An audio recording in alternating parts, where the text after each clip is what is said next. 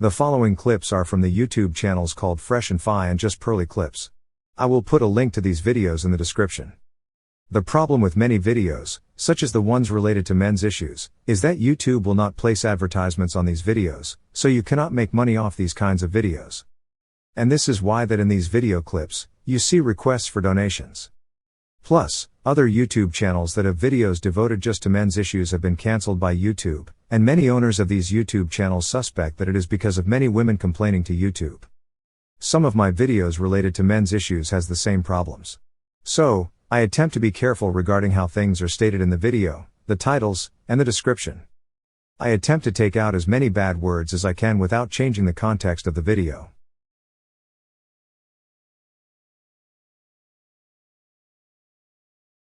Men can't be honest with women. This is one of the few podcasts where we tell women straight to their face, being a hoe is unacceptable. Your past does matter. We don't wife up these types of chicks. We want you to be a lady, not be a man, is not attractive. It would be ridiculous for me to call you a dumb, weak bitch for wanting a man that's stronger and more capable than you.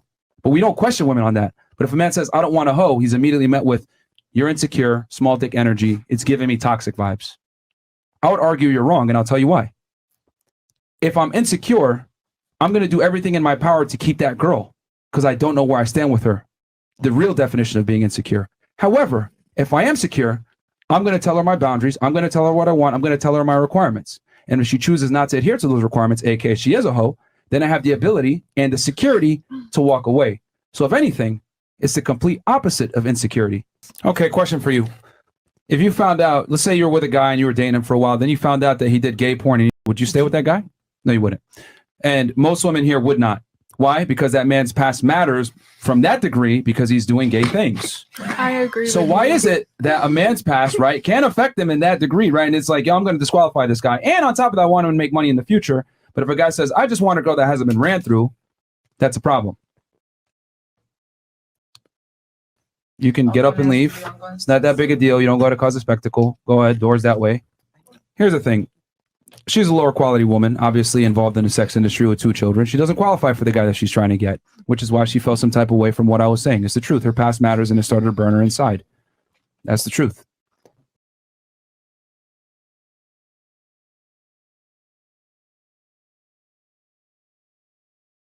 Now, what percent of women that are 31 do you think have less than 15 bodies? I'm just totally shocked. When you think 16 is a legal age, you're always thinking like 14. And you're thinking 15, that's more than one a year. Mm-hmm.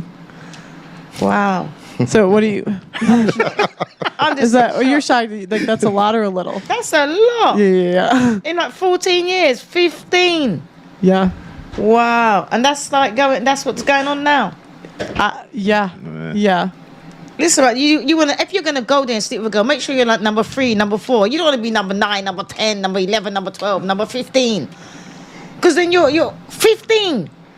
Imagine if you're number 15, honestly, you know there's 14 men before you. Honestly, and you heard the panel, right? The majority by 31 have probably slept with more. If a guy's the 15th guy, yeah, he's going in knowing I'm not staying. I'm leaving straight after. So whoever's number 16, whoever's number 17, it is what it is. Yeah. And then it will get to someone who's like number 30 and they're like, I'll wife it. And it's like that person is the one that lost. And everyone else got it for whatever they got it for. I will say something on the other end, though. A lot of guys do cap because they'll come on these shows and they'll say they wouldn't wife a girl over a certain count. And I know who they're dating.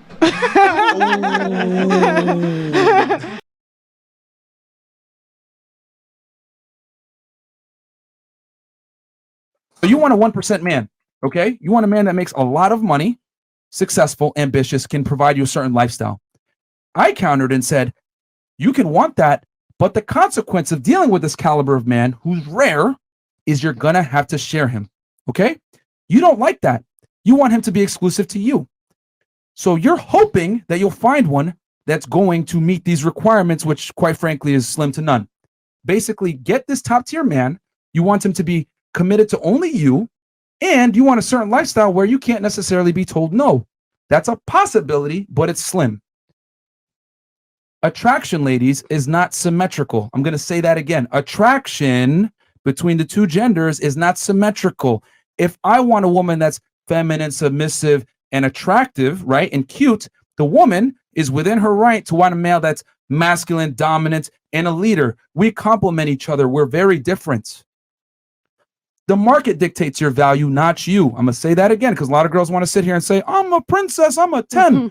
No, you're not, because the market dictates your value, not you. Men had to deal with this reality that the market dictates our value because guess what? If I'm broke, short, ugly, girls don't date me. Exactly. So the market dictates my value. So as a woman, if a high value man isn't marrying you or proposing to you that you love, admire, and respect, the market is judging you as well.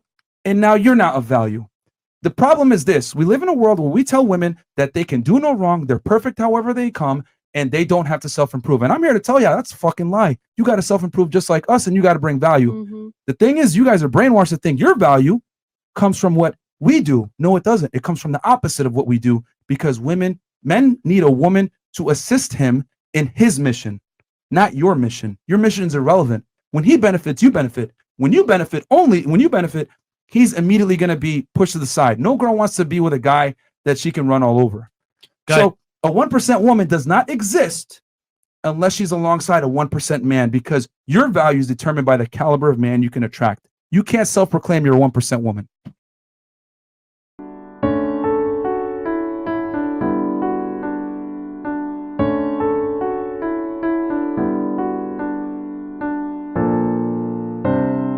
This is the city where I grew up.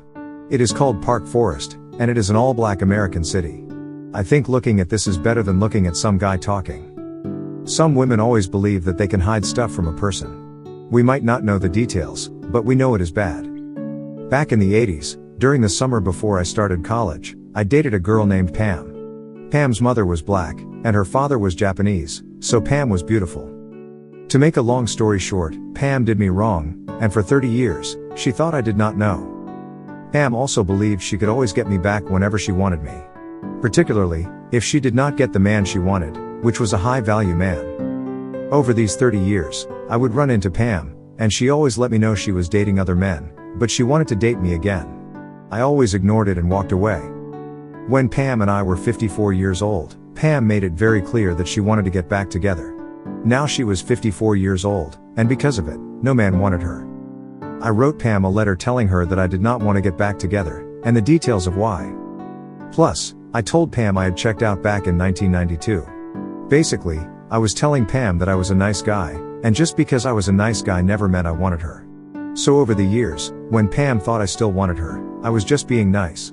Thus, I always got her hints about dating again. I just did not want her. Pam went off. She became angry and upset. A few days later, I got 7 voice messages, each about 5 minutes apart, with Pam screaming. I did not listen to any of them. I just deleted them. The bad part about my dating life is that over the years, one of the best girls I dated was an ex-adult film actress. We never had sex, and we never kissed. The ex-adult film actress knew her past mattered, so she was always honest with me. Plus, when it came to having a lot of sexual partners, she had less than many of the women I knew.